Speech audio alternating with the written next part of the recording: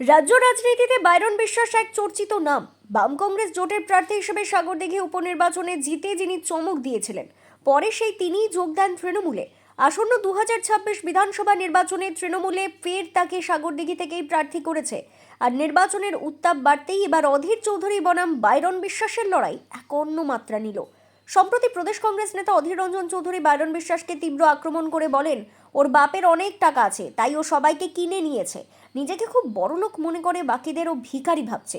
অধীর চৌধুরীর এই ব্যক্তিগত আক্রমণের জবাবে পাল্টা সরব হয় বাইরন, কিন্তু সেই পাল্টা দিতে গিয়েই এক অভাবনীয় স্বীকারোক্তি করে বসেন তিনি। রাজনৈতিক স্বার্থে বা যে কারণেই হোক তিনি যে অধীর চৌধুরীর সঙ্গে বিশ্বাসঘাতকতা করেছেন তা তিনি অস্বীকার করছেন না। বাইরন বলেন, অধীরদার সঙ্গে আমি বিশ্বাসঘাতকতা করেছি, এটা আমি নির্দ্বিধায় স্বীকার করে নিচ্ছি। আমি স্বার্থপর বা বিশ্বাসঘাতকতা করেছি আমি বলবো না, করিনি এটাও বলবো না। কংগ্রেস থেকে টিকিট পেয়েছিলাম, আমার হাতে খড়ি অধীর রঞ্জন চৌধুরী সাহেব মহাশয়, ওনাকে আমি মরার আগের দিন পর্যন্ত স্মরণ করবো, ওনাকে সারা জীবন মনে রাখবো। উনি আমার গুরুদেব, ওনাকে যে যাই বলুক, কিন্তু আমার কাছে ভগবানের পরে পরে ওনার স্থান। ওনাকে আমি দাদা বলে শ্রদ্ধা করি, ওনাকে সারা জীবন বলবো। উনি বড় হয়ে ছোট ভাইকে কিছু বলতেই পারেন, এতে আমার কোনো দুঃখ নেই, আমি আনন্দ পাই ওনার কথা শুনে।